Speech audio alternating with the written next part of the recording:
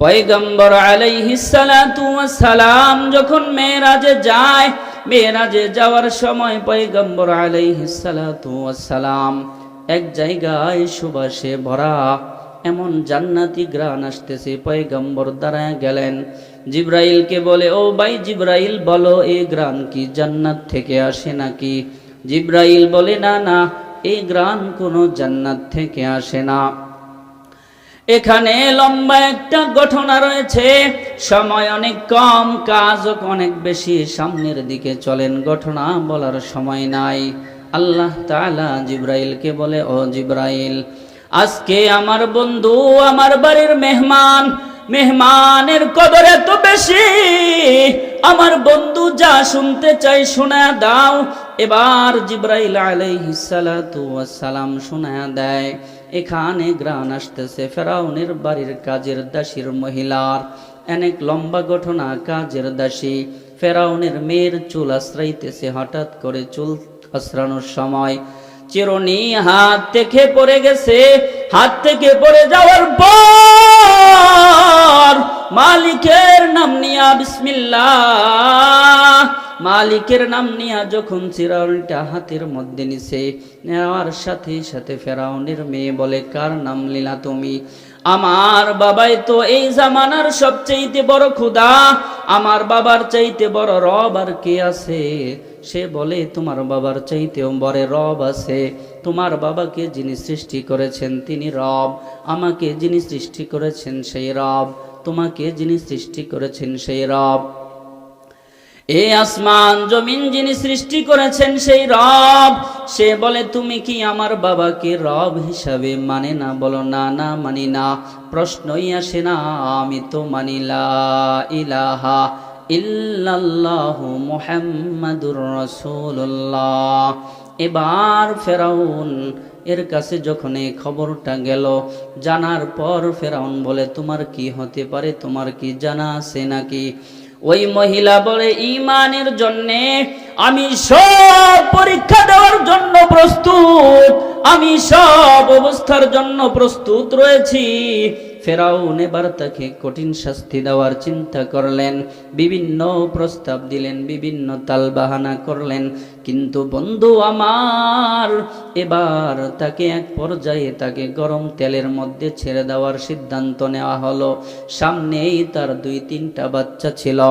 একটা বাচ্চাকে যখন গরম উত্তপ্ত তেলের মধ্যে ছেড়ে দেওয়া হয়, ছেড়ে দেওয়ার পর সাথে সাথেই যখন একটা বাচ্চা ফ্রাই হয়ে যায়, গোশতগুলো আলাদা হয়ে যায়, হাড্ডিগুলো আলাদা হয়ে যায়, যাওয়ার সময় মাকে ডেকে ডেকে বলে, রূহটা আসমানের দিকে যায়, আর মাকে বলে, মা, ওয়ালা তাখাফু ওয়ালা তাহজানু ওয়া আবশিরু বিল জান্নাহ, তোমার চিন্তার কোনো কারণ নাই, ভয় নাই, সন্তানকে নিয়ে চিন্তা করবা না, একটু পরেই জান্নাতে তোমার সঙ্গে আমার দেখা হবে।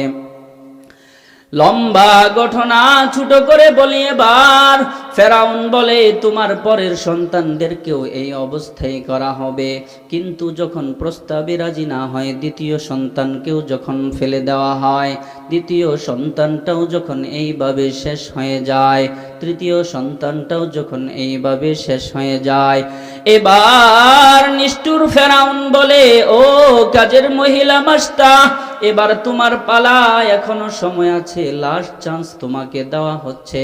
এখনো যদি ঈমান থেকে চলে যাও, ঈমানকে অস্বীকার করো, আমাকে রব হিসাবে মেনে নাও, তাহলে তোমাকে বাঁচিয়ে দেওয়া হবে, শেষ করে দেওয়া হবে।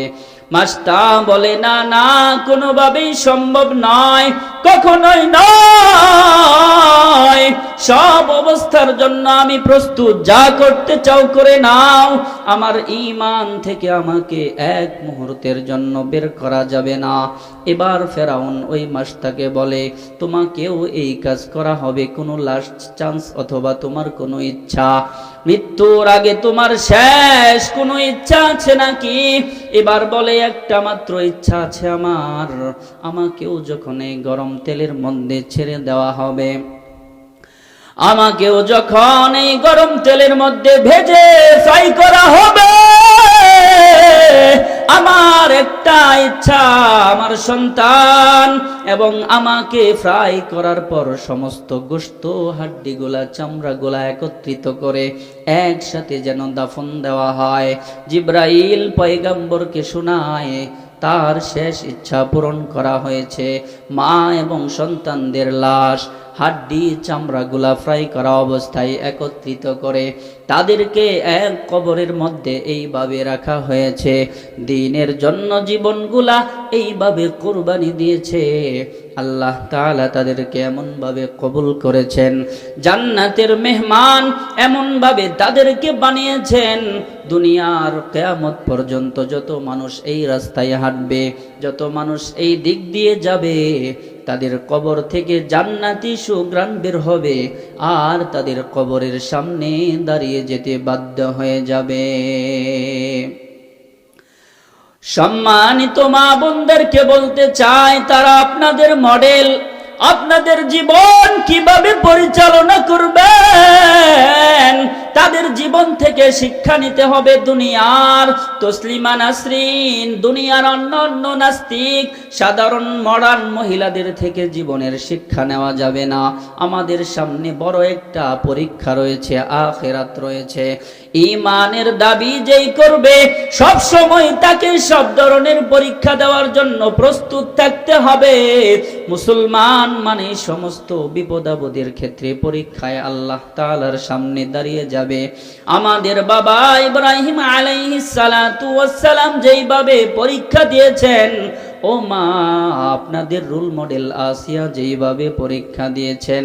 যাই হোক, লম্বা কথা বলার সময় নাই। আমি যে হাদিসটা তেলাওয়াত করেছি, পয়গম্বর বলেন, মান হাফাজা আলাস সালাওয়াতি ওয়াস সালাতিল উসতা, মান হাফাজা আলাস সালাওয়াতি আকরামাহুল্লাহু তাআলা। যেই বান্দা, যেই বান্দি দুনিয়ার জমিনে নামাজকে সুন্দর করে পড়বে, নামাজকে হেফাজত করবে, নামাজকে আল্লাহ তাআলার হুকুম যেইভাবে সেইভাবে আদায় করবে, আকরামাহুল্লাহু তাআলা বিখামসিন খিসালিন, আল্লাহ তাআলা তাকে 5টা পুরস্কার দান করবেন। 5টা সম্মানে তাকে সম্মানিত করবেন। 5টা এত দামি পুরস্কার তাকে দান করা হবে। ওই বান্দা, ওই বান্দিকে 5টা এমন পুরস্কার দেওয়া হবে, ওই বান্দার আর বান্দির দুনিয়ার জমিনে এবং আখিরাতে এই 5টা পুরস্কার যদি পেয়ে যায় আর তাদের কোনো কিছু লাগবে না, তারা দুনিয়াতেও সফল, আখিরাতেও সফল। আল্লাহর পয়গম্বর বলেন, 1 নাম্বার পুরস্কার, ইয়ারফাউ আনহু দিকাল আইশ, ওই বান্দার, ওই বান্দির জীবনের রিজিকের অভাব দূর করে দেওয়া হবে, সচ্ছল জীবনযাপনের ব্যবস্থা করে দেওয়া হবে। আজকে আমরা নামাজ পড়ি না, রোজা রাখি না, এত ব্যস্ত। বলে কেন নামাজ পড়ো না? বলে এত কাজের চাপ, আমি এত ব্যস্ত, সময় তো পাই না, সময় পাই না, এই করি সেই করি। মা বোনদেরকে আমি বিশেষ করে বলতে চাই, মা বোনেরা বিভিন্ন অজুহাতে লম্বা লম্বা সময় নামাজ পড়ে না। প্রত্যেক মাসে আল্লাহ তাআলা তাদেরকে কিছু সময় নামাজ মাফ করে দিয়েছেন, কিন্তু অসুস্থতার তালবাহানায়, অসুস্থতার উসিলায় সামনে কয়েকদিন সুস্থ হওয়ার পরেও কয়েকদিন নামাজ ছেড়ে দেয়। মা বোনরা যখন প্রেগনেন্ট হয়, সন্তান প্রসব করবে, সন্তান যখন গর্ভে ধারণ করে, সন্তান আসার পর মা বোনদের অনেক কষ্ট হয়, ঠিক মতো খাইতে পারে না, ঘুমাইতে পারে না। আল্লাহ তাআলা এজন্যই তো মা বোনদেরকে এত সম্মানী করেছেন। এই প্রত্যেকটা সেকেন্ডে সেকেন্ডের কষ্টের বিনিময় আল্লাহ তাআলা তাদেরকে জান্নাতের মর্যাদা বাড়ায় দিবেন। আল্লাহ তাআলা বলেন, আমার শুকরিয়া আদায় করবা, আনিশকুরলি ওয়ালি ওয়ালিদাইক, আমার শুকরিয়া আদায় করার পরে মা বাবার শুকরিয়া আদায় করবা। অন্য হাদিসে পয়গম্বর বলেন, সাহাবী জিজ্ঞাসা করে আল্লাহর খেদমত করার পর, আল্লাহর হুকুম মানার পর দুনিয়ার জমিনে কার হুকুম মানব, খেদমত করব কার? পয়গম্বর বলে মার। তারপরে বলে কার? তারপরে বলে মা। বলে সুম্মা ইয়ুন, তারপরে কার? তারপরে বলে তোমার মার। 4 নাম্বার জিজ্ঞাসা করে সুম্মা মান, তারপরে কার খেদমত করব? এবার পয়গম্বর বলেন তোমার বাবার। এই মার সম্মান আল্লাহ তাআলা এইভাবে বাড়ায়া দিছেন, কিন্তু মা বোনেরা আজকে অলসতা করে নামাজ পড়ে না। তারা নামাজে বিভিন্ন বাহানা করে, সন্তান হওয়ার পর 1 বছর 2 বছর নামাজ ছেড়ে দেয়, বলে কেন নামাজ পড়ো না? সন্তান প্রস্রাব করে দেয়, পায়খানা করে দেয়, কাপড় পাক থাকে না, এই জন্য নামাজ পড়ি না।